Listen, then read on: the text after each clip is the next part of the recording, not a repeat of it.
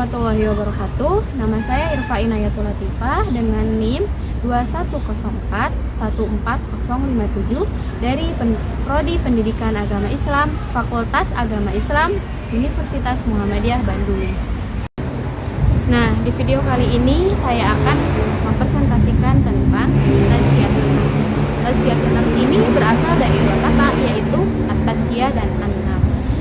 At-tazkiyah ini bermakna at-tathhir, yang berarti penyucian atau pembersihan. At-tazkiyah ini sama dengan satu akar kata dengan zakat, karena zakat kita tunaikan untuk membersihkan dan menyucikan jiwa dan harta kita. Kemudian an-nafs jamaknya anfus dan nufus, yang berarti jiwa atau nafsu. Dan tazkiyatun nafs bisa diartikan sebagai penyucian atau pembersihan jiwa. Namun tazkiyatun nafs tidak hanya memiliki arti penyucian, tetapi tazkiyatun nafs juga memiliki arti lain, yaitu numu, yang berarti tumbuh. Dengan demikian, tazkiyatun nafs bisa diartikan menumbuhkan jiwa agar bisa tumbuh sehat dengan memiliki sifat-sifat yang baik atau Nah, dari tinjauan bahasa tersebut, tazkiyatun nafs ini melakukan dua hal. Yang pertama, menyucikan dan membersihkan jiwa kita dari sifat-sifat yang tercela, yaitu sifat ujub, kufur, nifak, sombong, berlebih-lebihan, menuhankan hawa nafsu dan lain-lain. Dan yang kedua menghiasinya setelah menyucikan jiwa ini dengan sifat-sifat yang baik atau sifat-sifat yang terpuji. Yang pertama, jujur, ikhlas, tawakal, zuhud, tawadu, saling menyayangi, kemudian bersyukur dan lain-lain. Nah, tazkiyatun nafs juga diartikan sebagai ajaran para rasul kepada manusia. Jika dipatuhi, maka akan menyebabkan jiwa mereka tersucikan. Yang kedua, mensucikan diri dari jiwa yang kotor. Yang ketiga, mensucikan jiwa dari sifat yang syirik, karena syirik dalam Al-Quran dipandang sebagai perbuatan yang najis.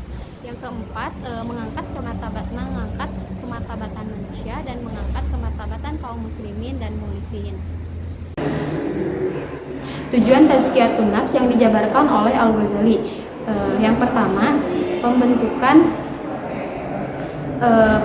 manusia yang bersih akidahnya, suci jiwanya, luas ilmunya, dan setiap aktivitas hidupnya bernilai ibadah. Yang kedua, membentuk manusia yang jiwanya bersih, berakhlak mulia, dan pergaulan sesamanya yang sadar akan hak, tanggung jawab, dan kewajibannya. Yang ketiga, membentuk manusia yang berjiwa sehat, yang terbebas dari segala akhlak tercela yang dapat membahayakan jiwanya. Yang keempat, membentuk manusia yang berjiwa suci dan berakhlak mulia, baik terhadap Allah, diri sendiri, maupun sesamanya. Mengapa tazkiyatun nafs itu penting? Ada beberapa alasan mengapa tazkiyatun nafs itu penting. Salah satunya karena tazkiyatun nafs merupakan salah satu dari tujuan Rasulullah SAW diutus kepada umatnya. Allah berfirman dalam Quran surat Al-Jumu'ah ayat 2.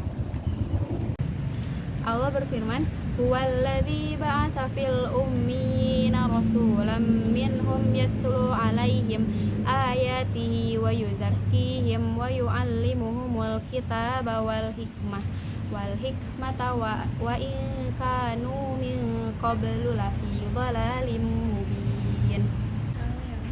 Dialah Allah yang mengutus kepada kaum yang buta huruf seorang rasul di antara mereka yang mengajarkan kepada mereka ayat-ayatnya, mensucikan mereka, dan mengajarkan mereka Alkitab dan hikmah. Meskipun sebelumnya mereka benar-benar dalam kesesatan yang nyata. Al-Jumu'ah ayat 2. Nah, jelaslah bahwa salah satu di antara tiga misi Rasulullah diutus ke dunia ini, yaitu tazkiyatun nafs, yaitu menyucikan jiwa. Tazkiyatun nafs itu sendiri identik dengan penyempurnaan akhlak, yang dalam hal ini Rasulullah bersabda, innama bu'itsu liutammima makarimal akhlak. Sesungguhnya aku diutus hanya untuk menyempurnakan akhlak. Alasan kedua pentingnya tazkiyatun nafs adalah tazkiyatun nafs merupakan keberuntungan atau al-falah, dan ini ditegaskan oleh Allah Subhanahu wa taala setelah bersumpah 11 kali secara berturut-turut. Yang tidaklah Allah bersumpah sebanyak ini secara berturut-turut kecuali hanya dalam satu surat, yaitu surat Asy-Syams ayat 1 sampai 10. Kemudian alasan ketiga pentingnya tazkiyatun nafs adalah karena perumpamaan tazkiyatun nafs adalah seperti membersihkan dan mengisi gelas. Jika gelas kita kotor, meskipun diisi dengan air bening, airnya akan tetap kotor. Dan meskipun diisi dengan minuman yang enak, yang lezat seperti jus dan lain-lain, tidak akan ada yang mau minum karena kotor. Tetapi jika gelasnya bersih, diisi dengan air yang bening, akan tetap bening, dan diisi dengan minuman yang baik-baik dan lezat, akan tetap enak. Demikian pula dengan jiwa kita, jika kita bersih, maka kita siap menampung kebaikan-kebaikan.